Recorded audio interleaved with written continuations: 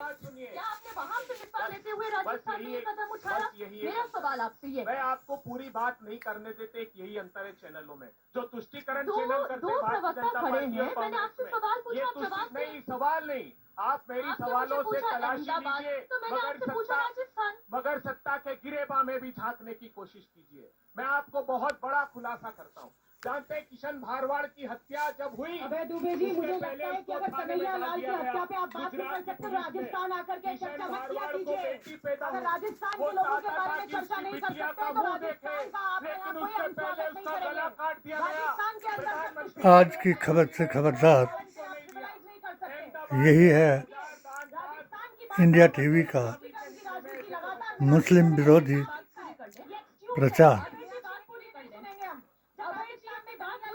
कन्हैया की हत्या और उन दो मुसलमानों का गाड़ी में जलाया जाना हताशा नहीं प्रदर्शित करें। देखिए ही आज दर्दनाक राजस्थान में भारवाड़ के साथ गुजरात में हत्या तुष्टीकरण करने वालों ने अमित शाह मुद्दा बनाया है उसको नहीं दिया और इल्जाम गहलोत के ऊपर लगाया है, जो सरासर झूठा है। कीजिएगा कौन है सैफुल्ला फारूक? सैफुल्ला फारूक पंडितों की हत्या का दुर्दांत आतंकवादी, कश्मीर का, जिसको 10 साल जेल हुई, जो पाकिस्तान में 1 साल ट्रेनिंग लेकर आया, जो अजहर मसूद का शिष्य था। देश के गृह मंत्री अमित शाह साहब ने उसको कश्मीर से टिकट दिया। तारिक अहमद मीर, गूगल पर इस नाम को तलाश कीजिएगा। वो एक आतंकवादी तारिक अहमद मीर, जिसको अमित शाह ने कश्मीर से विधानसभा का टिकट दिया। तालिब हुसैन आतंकवादी, जो गृह मंत्री का मंच साझा करता है, उस आतंकवादी को पनाह दी। वो रियाज अटारी, जिसने कन्हैया लाल की हत्या की, वो भारतीय जनता पार्टी का कार्यकर्ता था। भारतीय जनता पार्टी को शर्म नहीं आती। न सिर्फ आतंकियों को पनाह देते, उन्हें टिकट भी देते, उन्हें सत्ता की सीढ़ियां चढ़ाना चाहते हैं।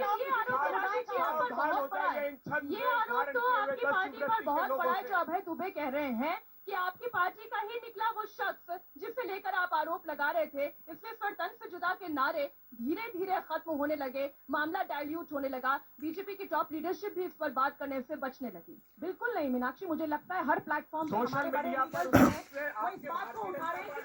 आज की कौन सी खबर से खबरदार करना मैं अपना कर्तव्य समझता हूँ और मेरा 2008 से इंडिया टीवी को किया गया चैलेंज कि जी न्यूज़ वाले पहले दिखाते रहे हिंदू मुस्लिम कराने के लिए फतह का फतवा, यानी उन दकियानूस मौलवियों को बुला करके जो अहले बैत अकीदे और भारत में इस्लाम आने की बात को ही जिन्हें पता नहीं है, जो ये जानते हैं कि मुग़लों से जब उनकी तुलना की जाती है तो वो अपने आप को बादशाह या नवाब समझ करके सब कुछ में बन जाते हैं।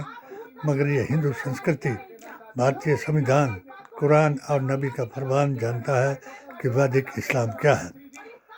कांग्रेस का कोई भी वक्ता अगर अपने उन लोगों को जिन्हें ये ज्ञान है, क्योंकि ये बहस जो धर्म के नाम पर हो रही है, तो 2013 के बाद जिस धर्म की बात मोदी जी कर रहे हैं वो किसी धर्म का नाम ही नहीं है। ये लड़ाई हिंदुत्व वर्सेस शरिया की थी, जो शरिया अंग्रेज़ों के लिए काम करती रही और उन्होंने जब हिंदुओं को बहकाया कि ये शरिया वाले तुमको डोमिनेट करेंगे और अगर भारत को आज़ाद कर देंगे तो तुम्हारा इसमें कोई नाम नहीं रहेगा, तो उस वक्त जो 1925 में आरएसएस का एक वो बना, जिनकी ट्रेनिंग में साफ दर्शाया जाता था कि मारो मारी की जो लठ लेकर के जो ट्रेनिंग दी जाती थी, वो सिर्फ राष्ट्र हित में वो ट्रेनिंग नहीं थी, वो राष्ट्र को आज़ाद कराने के लिए ट्रेनिंग नहीं थी, मगर उस ट्रेनिंग का मतलब था मुसलमानों को नीचा दिखाना। वही ट्रेनिंग आज आगे तक चलती आ रही है, जिसका इस बहस में ये दुरुपयोग कर रहे हैं। 1926 में इनकी जब अंदरूनी बात को, क्योंकि इन्हीं के बीच में अंग्रेज़ों की CID CBI रहती थी कि जो इन दोनों को बातें बता देती थी कि आज तुम्हारे खिलाफ मुसलमानों ने ये कहा और आज तुम्हारे सनातन के खिलाफ ये कहा और आज तुम्हारे शरिया के खिलाफ ये कहा। तो 1926 में एक ये शरिया वालों ने भी एक जमात का गठन किया कि जो जमात और मुल्लाओं को बुला करके, वो रेंटेड मुल्ला थे जो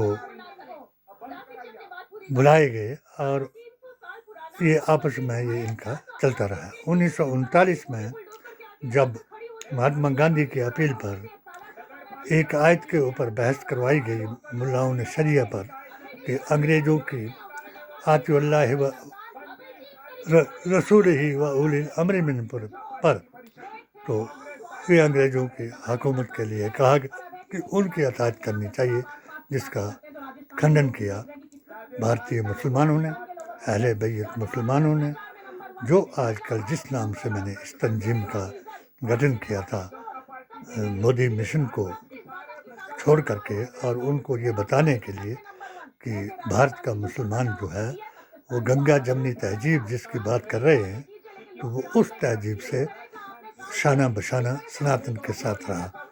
ये तहजीब संस्कृति का नाम है।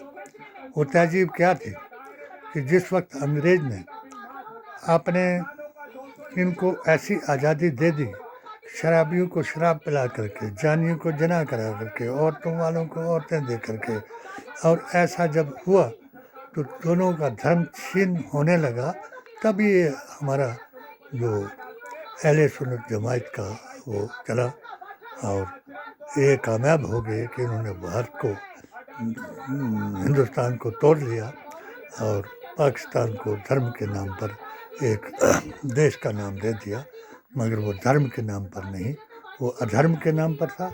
इसी तरीके से 2013 के बाद जो हिंदुत्व है वो भी अधर्म के नाम पर धर्म का प्रयोग करके वो कर रहे हैं।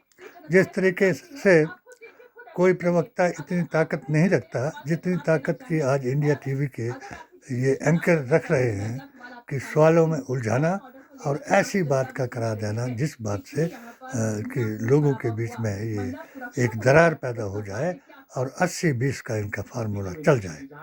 मगर जहाँ तक सनातन को जानने वालों का पता है, जिन्हें सनातन का मालूम है कि सनातन का अर्थ क्या है, वो ये नहीं मानता सनातन कि एक जानवर के बदले में 2 मुसलमानों को जला दिया जाए और उसको जो कन्हैया था, जो उसके आदमी जो इस बात में मुबालिस है, और उसको भी अगर सरतन से जुदा करने वाले जो नारे लगवाए गए वो भी इनके रेंटेड थे।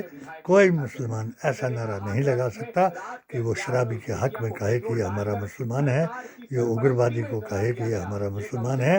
ये बात तो अटल बिहारी वाजपेयी जी ने भी नहीं कही, जबकि इनका हिंदुत्व उनसे ऐसी बातें करवाना चाहता था। उन्होंने कहा कि उग्रवादी का धर्म नहीं होता और हर एक मुसलमान जो है वो उग्रवादी नहीं है।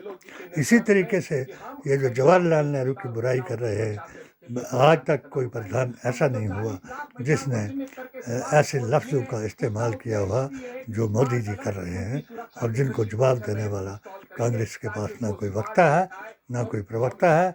इसलिए ये अपने को, अगर इनको मुसलमान कहा जाए तो इनके पास कोई तर्क नहीं है कि वो उसका जवाब दे दें। अगर इनको जैसा भी मोदी जी कह रहे हैं, जिस भाषा का प्रयोग कर रहे हैं, वो भाषा जो है वो इनके लिए। आज एक ही बात जो इस चुनाव में है, 25 तक जितना भी प्रचार ये इंडिया टीवी वाले करेंगे वो झूठा होगा। कन्हैया की बात पर मैं इनको सर्टिफाई कर दूँ, महान है वो मुख्यमंत्री जिस पर ये आरोप लगाया गया कि कन्हैया बेचारा दर्जी था, उसको जाकर के कत्ल कर दिया गया, वो भी अफवाहें जिसने फैलाई, कत्ल करवाया, उसमें भी इनके लोग रेंटेड मुबालिस थे और वो जाकर के उन्होंने उसका कत्ल कर दिया। और वही शराबी और बदअकीदा लोग जो थे उन्होंने ही सिर कलम के नारे भी लगाए थे और मस्जिदों में जाकर के उन्होंने वो करवाया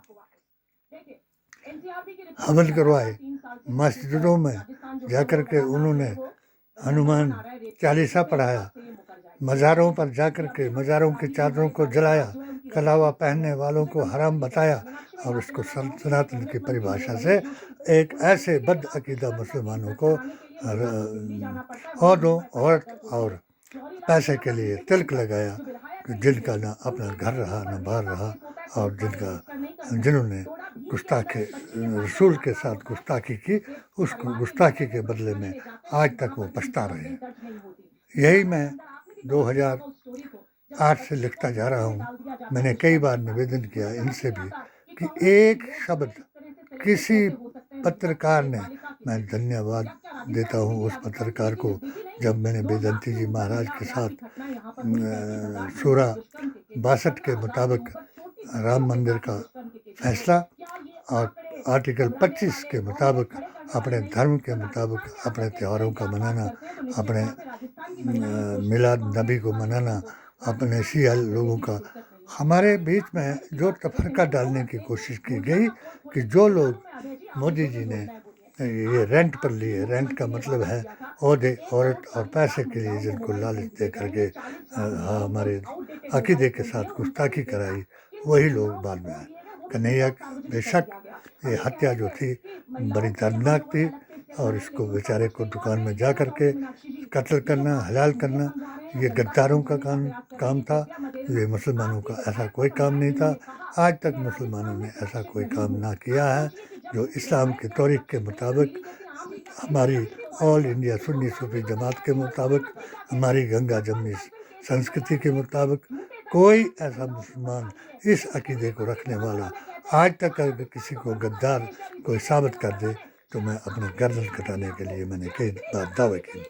और मेरे नबी की बात कही हुई को एक भी झुठला दे तो मैंने अपने गर्दन कटाने की, सनातन में लिखी, गीता में लिखी बात को एक भी कोई झुठला दे तो मैंने अपने गर्दन कटाने की ये इनसे दावत की। मगर मुझे अफसोस है कि एक भी बात को ये कई मैंने ऑडियो वीडियो बना करके इनको पेश किए, मगर किसी पत्रकार ने राजेश सूर्यवंशी के अलावा मेरे किसी भी उसको, राजेश सूर्यवंशी ने एक ये मेरी बाबरी मस्जिद के बारे में जो मेरी वार्ता हुई और जो जातीय जनगणना के बारे में, फिर धारा 370-35A के बारे में, इसके अलावा धर्म की परिभाषा के बारे में और आयुर्वेद मतानुसार धर्म, खुदा और DNA सबका एक होने के बारे में जितनी भी मैंने जो कुछ लिखा, मगर एक पत्रकार भी इसका हिम्मत नहीं कर सके। आज भी मैं ये निवेदन करूँगा कि जिन लोगों ने ढिंढोरा पीटा है अब इनके पास कोई मुद्दा नहीं रहा और अब कन्हैया की उस बात का वो ढिंढोरा पीटा है। और गहलोत जैसा मैंने मुख्यमंत्री, अच्छा मुख्यमंत्री, जो इंसाफ करने वाला मुख्यमंत्री नहीं देखा, तो गहलोत ने इंसाफ किया कन्हैया के परिवार के साथ, उनके 2 परिवार के लोगों को नौकरी दी और फिर 50-50 लाख के मुताबिक उनको पैसा दिया। और जो लोग इसकी टीम ने, जो दूसरी टीम ने जलाए एक गौ हत्या के शक में, और उनके ऊपर कोई गौ हत्या साबित नहीं हुई मगर गाड़ी के समेत जला दिए, उनके साथ भी मैं मानता हूँ कि जो कुछ गहलोत ने किया वो इंसाफ किया, उनको भी हर्जाना दिया। ये किस तरीके से कह रहे हैं कि ये कन्हैया की हत्या हुई, जिस तरीके से अभी मोदी जी तो पहले प्रधान हैं कि जिन्होंने ऐसा प्रधानमंत्री आज तक भारत में नहीं देखा कि जो संविधान की बजाय अपने हिंदू विधान को मानता हो। अभी खड़गे जी ने एक मिसाल दी बापू की। बापू तो कहते थे राष्ट्रपिता को जिसने कत्ल किया, मोदी जी उसकी प्रशंसा कर रहे हैं, उसको राष्ट्रभक्त बता रहे हैं। और अगर खड़गे जी ने कहा कि बाप एक कहावत कही तो उनको बहुत बुरा लग गया और उन्होंने अपने बाप पर इस गाली को बता दिया। मोदी जी, जो गालियाँ आपने दी, आपने पंडित जवाहरलाल नेहरू को गाली दी। पंडित जवाहरलाल नेहरू को आपने क्या नहीं कहा, मगर पंडित जवाहरलाल नेहरू वो शख्सियत थे जब आपके श्यामा प्रसाद मुखर्जी चुनाव में हारे और हताश हुए और आपने उनको बुला करके अपनी कैबिनेट का सदस्य बनाया। आपने हिस्ट्री पढ़ी ही नहीं है। क्यों कि जो आदमी जिस जमात के साथ चलता है उसी जमात के साथ हमारे अकीदे के मुताबिक आखिरत में भी उठाया गया। आप जिस जमात के साथ चले हुए हैं, आपके दिल में जो चीज़ बैठ गई है, 3 चीज़ों की नफरत आपके दिल में है। नंबर 1 कि मुसलमान, नंबर 2 गांधी और नेहरू खानदान, नंबर 3 पाकिस्तान। ये पाकिस्तान की नफरत आपको इसलिए है कि उन लोगों ने धर्म के नाम पर वो अधर्म किया और हमारे देश को तोड़ दिया। ये तो हमें भी उनसे ज़्यादा नफरत है। सबसे बदअकीदा हम पाकिस्तान को मानते हैं, मगर आप तो उनको इसलिए नफरत करते हैं क्योंकि वो मुसलमान के नाम पर हुआ। गांधी खानदान से आप इसलिए नफरत करते हैं कि जिन्होंने बलिदान दिया देश की आज़ादी के लिए, जो शहीद हुए देश की आज़ादी के लिए, जिन्होंने हर धर्म को आज़ादी दी, जिन्होंने सबको समान अधिकार दिया। आप नहीं चाहते कि भारतवर्ष में किसी मुसलमान को समान अधिकार दिया जाए। अभी के चुनाव के बारे में आप प्रचार कर रहे हैं, आपको जवाब देने वाला कोई नहीं। यूनुस थे जो एक को आपने टिकट दिया था एक बार, वो जीते थे, और इस बार आपको मुसलमान होने के नाते, क्योंकि उनके पास केवल 9% वोट था, जिस फार्मूले पर आप चले हुए हैं हिंदू मुसलमान के, इसलिए आपने सोचा कि यूनुस को तो हम खुद ही हरा देंगे, उसको टिकट नहीं दिया और आप वो आज आज़ाद हो करके खड़ा हुआ है। यकीन मानना वो कभी मुसलमानों का टिकट नहीं काटेगा, वो कभी कांग्रेस के वोट खिलाफ नहीं देगा, वो अपना वोट भी कांग्रेस को देगा, इसलिए कि वो आपको हरा सके, क्योंकि आपका प्रबंधन। एफिडेविट फाइल किया है, उसमें दिया ये तथ्य और कहा कि नीति आयोग के उपाध्यक्ष पनागरिया की अध्यक्षता में हमने एक कमेटी बनाई थी। 5 साल तक उसकी ना सदस्य बनाए, ना एक मीटिंग कराई। क्यों छुपाना चाहते हैं आप प्रधानमंत्री जी, और क्या छुपाना? ठीक है, बीजेपी क्या छुपाना चाहती है और क्यों छुपाना चाहती है? देखिए मीनाक्षी जी, मुझे लगता है जितनी ट्रांसपेरेंसी के साथ में भारतीय जनता पार्टी ने पिछले बीजेपी सब कुछ छुपाना चाहती है। मैं खुद कांग्रेस पार्टी में कभी हिमाचल प्रदेश, जिस वक्त मैंने इन मुसलमानों को, कुछ मुसलमानों को मोदी जी ने रेंट पर ले लिया, और वो मुसलमान जो थे वो कांग्रेस में बतौर CID, बतौर कांग्रेस को नुकसान पहुंचाने के लिए, कुछ लोग जो थे वो राहुल के मित्र बन गए, और कुछ लोग जो थे वो मोदी के मित्र बन करके, ये कांग्रेसी थे दोनों, मोदी के मित्र भी कांग्रेसी और राहुल के मित्र भी कांग्रेसी थे, और इन्होंने भीतर घात किया। और हिमाचल प्रदेश में हमारे अकीदे के अभियान को, हमारे अकीदे के अभियान को शिकस्त देने के लिए 3 सीटों जो मुस्लिम बहुल थी, वहाँ मोदी मित्रों ने कांग्रेस को हरा दिया, और राहुल मित्र जो थे वो तमाशा देखते रहे। और जब उनके खिलाफ नारे लगे कि दल्ले और मुल्ले नहीं चलेंगे, जिस वक्त लब जिहाद करा करके इनके आदमी ने ही लब जिहाद किया, जिसको इन्होंने अध्यक्ष बनाया हुआ था, और उसके घर में ऐसा दुर्व्यवहार किया उस व्यक्ति ने, जो एक हरिजन था, और बीजेपी के नाम पर वो भी बीजेपी का दलाल था, और ये भी मुसलमान जो था वो भी बीजेपी का दलाल था। तो उन्होंने ऐसा, उसने जब उस घर की 3 औरतों के साथ अपना संबंध बना लिया, तो वो गुस्से में आ गया, और हमने तो उस आदमी को भी अवार्ड दिलाया था बीजेपी के वक्त में, जिस वक्त उसने उग्रवादियों के साथ मुकाबला किया था वहाँ इसमें हमारे लगेरा जोत के पास। तो हमने तो इसको, वो बेचारा घायल था, उसको गोली चलाई गई थी उग्रवादियों द्वारा, और वो मुसलमान था और हिंदुस्तानी मुसलमान था। बीजेपी के साथ जुड़ करके भी उसने हिंदुस्तान के संविधान, भारतीय संविधान, कुरान और नबी के फरमान का कभी वो नहीं किया। गुस्से में आकर के जब वो बर्दाश्त अपने घर में नहीं कर सका, तो यही हमारी हिमाचल प्रदेश का मुख्यमंत्री जयराम जी वहाँ कांग्रेस के खिलाफ नारा लगवाने के लिए वहाँ पहुँचे, मगर हमारे यशस्वी मुख्यमंत्री ने उनको वहाँ एंट्री जब नहीं दी, तो 2 MLA जिनको हमने ज़मीन से उठा करके बीजेपी की टिकट पर जिता करके मोदी जी का आज्ञाकारी बना दिया था, उन्होंने नारे लगाए कि दल्ले मुल्ले नहीं चलेंगे, और बेशक हमारा भी यही नारा है कि दल्ले और मुल्ले नहीं चलेंगे। जो लोग ये प्रचार करके, मैं भी आज इस अपनी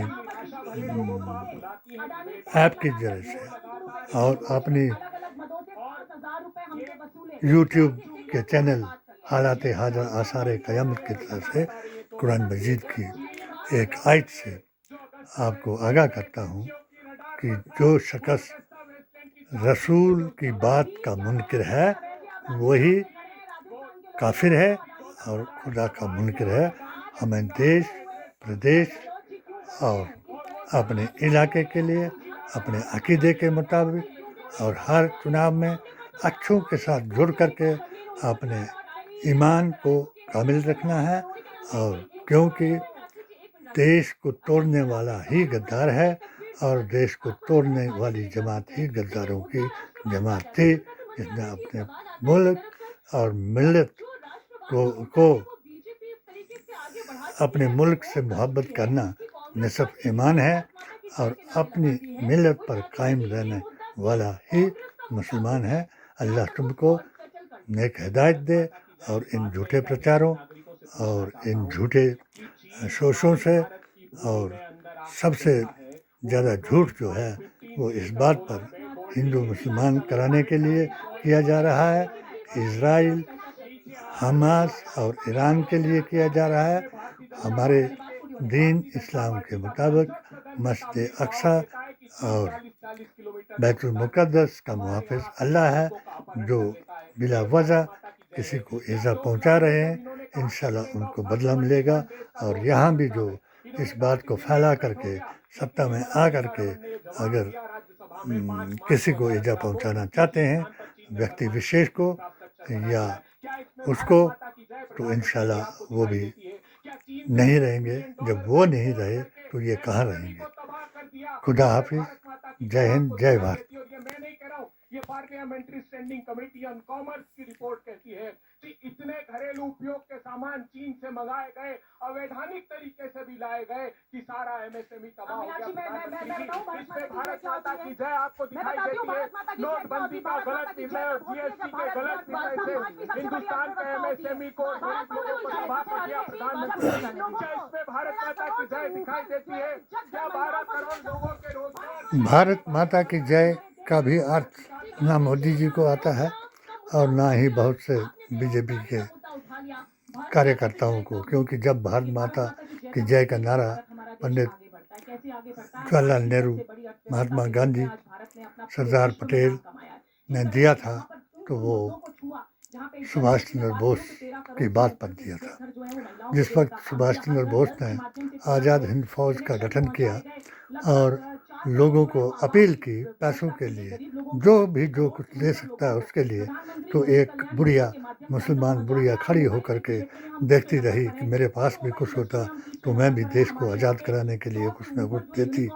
तो लोगों ने उसके बारे में सुभाष जी को बताया, तो उस बुढ़िया के 18-19 साल का लड़का था, एक ही, जो उसकी पालन पोषण करता था। सुभाष जी ने कहा कि माता जी, अगर आप चाहें तो इस बच्चे को मेरे को दे दो, मैं अपनी सेना में इसको भर्ती करूंगा।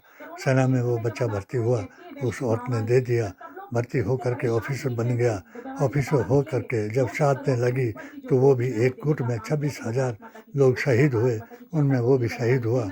वो उसका शहादत का दिवस मनाने के लिए सुभाष जी खुद आए और वो बुढ़िया जो जिंदा थी उसका आवाज़ लगा करके बुलाया और उसका हाथ पकड़ा और ऊपर उठाया कि आओ लोगों, मैं तुम्हें दिखाऊं कि भारत माता कौन है। भारत माता वो है जिसने अपने बच्चे को ये किया। बोलो, हाथ उठा करके कहा कि बोलो भारत माता की, तो लोगों ने कहा भारत माता की जय। आज भारत माता किसको बता रहे हैं हमें तो ये भी मालूम नहीं। क्यों कि मैंने जब मेरे 16 फतवों के मुताबिक मैंने एक फतवा नबी की जुबान से लिखा कि वंदे मातरम का फतवा, जो वंदे मातरम भी है अपना बताते हैं, भारत माता की जय का भी इन्होंने अधिकार कर दिया। वंदे मातरम भी भारत माता को माथा टेकने को वंदे मातरम कहते हैं। और मुसलमान 96 बार भारत माता की जय करता है और वंदे मातरम 96 बार करता है, क्योंकि एक रकात में 2 सजदे होते हैं और सजदे में जाना ही जो है वो माथा टेकना ही उस भूमि के साथ, उसमें भी एक शर्त है कि अगर नाक ही लगे और माथा ना लगे तो सजदा कबूल नहीं होता। एक नमाज में 2 सजदे और 5 रकात की नमाज़ों में 48 सजदे और 48 रकातों में 96 सजदे। इसलिए हम वंदे मातरम को भी मेरे फतवे के मुताबिक 96 बार करते हैं। भारत माता की जय हम उस वक्त करते हैं कि जो भारत की माता का लाल शहीद होता है, चाहे कश्मीर में हो जाए, चाहे देश की रक्षा करने में, हम उसको भारत माता मानते हैं जिसने अपने लाल को देश के नाम पर कुर्बान किया। ये किसको भारत माता मानते हैं, ये इनका ईमान और इनका धर्म जाने। हम इतने से ही ये कहेंगे कि इनकी जो बहस है जो फजूल है, और फजूल की बहस करना जो है हमारे आका ने मना फरमाया। महाराष्ट्र के मंत्री हैं, Bharatiya Janata party press conference लेती है और ईडी प्रेस ये इनका बिल्कुल एक एजेंडा जो है शरीर देश को तोड़ने वाला एजेंडा है, ये देश को जोड़ने वाला एजेंडा नहीं। अगर भारतवर्ष में कोई सनातनी रहता है तो अपने धर्म के मुताबिक राम राज्य कायम करने की बात करे। किसी राम राज्य में ये नहीं लिखा है। जब ये कुटुंब बार बार कहते हैं तो इनका एक ही कुटुंब है, वो है हिंदुत्व, और इसको झुठला देंगे सारे लोग और सनातन इस्लाम और भारतीय की शान को, भारत की शान को बढ़ाएंगे। और हिंदू मुस्लिम सिख ईसाई सब ये आवाज़ लगाएंगे कि बीजेपी हटाओ और देश बचाओ। जय हिंद, जय भारत।